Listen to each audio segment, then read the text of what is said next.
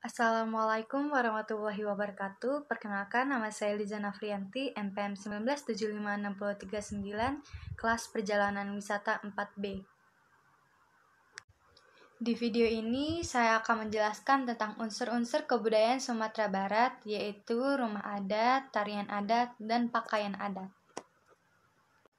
Yang akan saya bahas terlebih dahulu yaitu rumah adat atau rumah gadang, bisa disebut juga sebagai Istana Pagaruyung.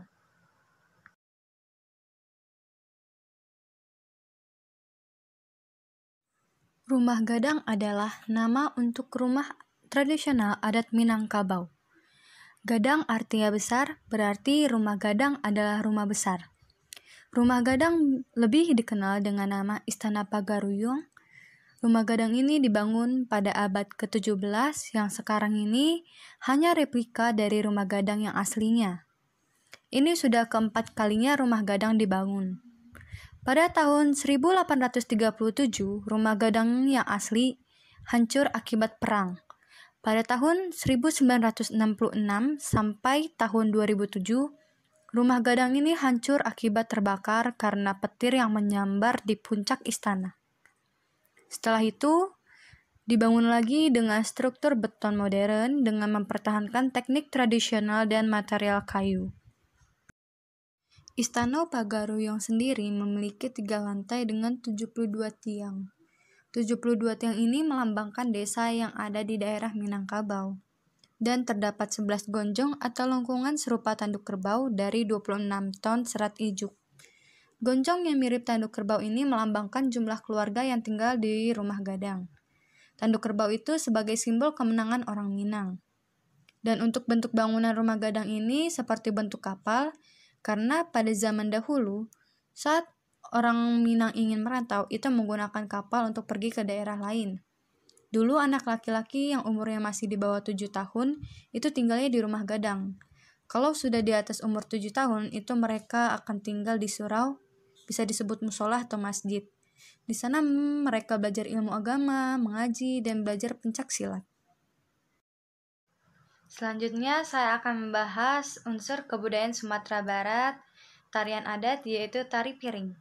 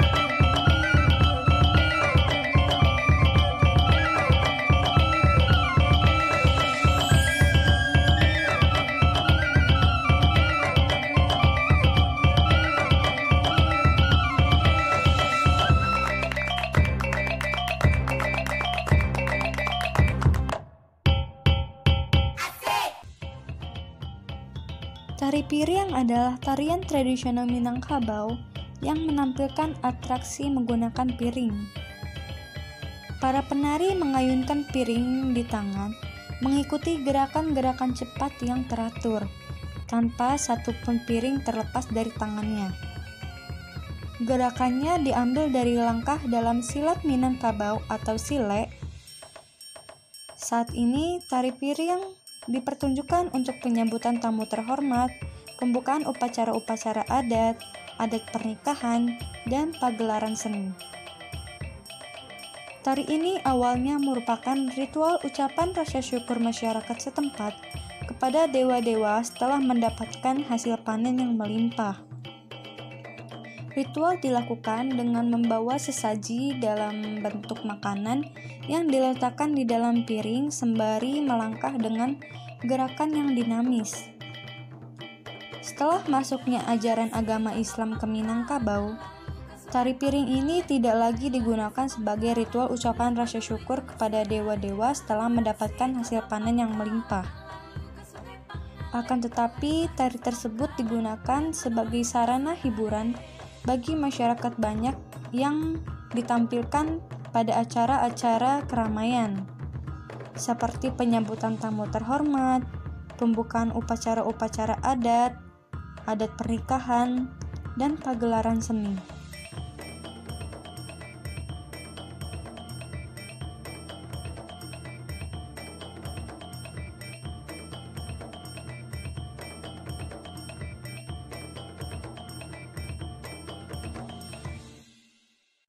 Selanjutnya, saya akan membahas unsur kebudayaan Sumatera Barat, yaitu pakaian adat.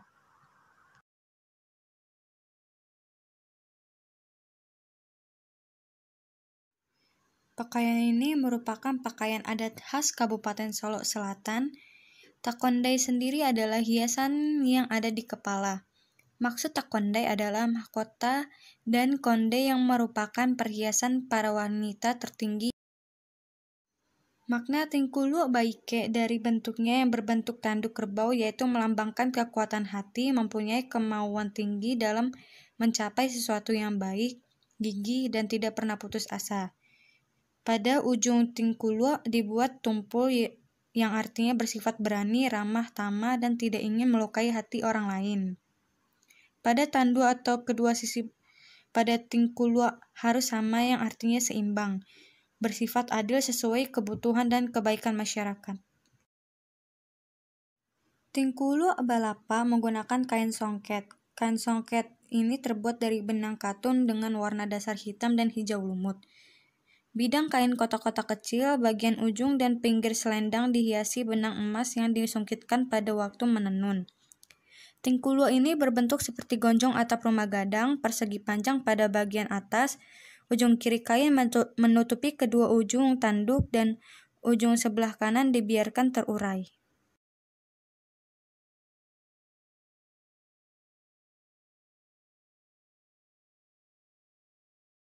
Tanduk lengge ini seperti gonjong rumah gadang yang berlapis-lapis. Sesuai dengan filosofinya, tanduk lengge ini umpama beban atau tanggung jawab dalam kehidupan, khususnya dalam kehidupan rumah tangga. Wanita dituntut bijaksana dan sangat hati-hati dalam bersikap untuk menjaga keseimbangan harmonisasi dalam rumah tangga. Tingkulu Talakwang sebagai pakaian dalam upacara pernikahan tidak terlepas dari kebiasaan masyarakat zaman dahulu melilitkan mukena di kepala dan membawanya kemana-mana ketika mereka pergi. Dengan demikian, dimanapun mereka berada ketika waktu sholat masuk, mereka tidak usah lagi mencari mukena untuk sholat. Pakaian adat daerah Agam, baju koto gadang, ini lebih sederhana namun tetap memberikan kesan mewah dan biasa dipakai oleh orang-orang di daratan tinggi.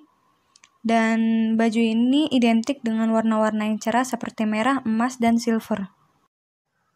Baiklah, sekian penjelasan saya mengenai unsur-unsur kebudayaan Sumatera Barat. Terima kasih sudah mendengarkan dan sudah menonton. Saya tutup. Wassalamualaikum warahmatullahi wabarakatuh.